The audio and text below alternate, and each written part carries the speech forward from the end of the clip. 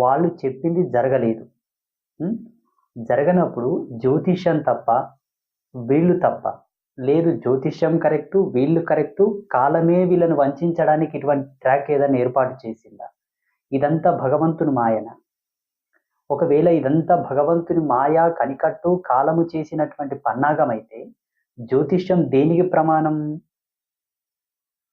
పోనీ జ్యోతిష్యం పూరకమైనటువంటి సిద్ధాంతం సబ్జెక్ట్ అయినప్పటికిని కూడా, వీళ్ళేమన్నా తప్పున్నారా? వీళ్ళకు జ్యోతిష్యం పట్ల అవగాహన లేదా? ఒకవేళ జ్యోతిష్యం పట్ల అవగాహన ఉండి కూడా, ఏదో స్వలాభం కొరకు ప్రస్తుత రాజకీయ నాయకులని ఇప్పుడు సిట్టింగ్ సీఎం ఎవరైతే ఉన్నారో, వారిని పొగిడితే మాకేదన్నా జరుగుతుంది, మాకేదన్నా మంచిగా మాన్యత వస్తుందని చెప్పేసి, వాళ్ళకు ఒత్తత పలకడానికి ఇలా ఏమైనా జ్యోతిష్యంలో ఉన్నది లేనట్టుగా చెప్పారా?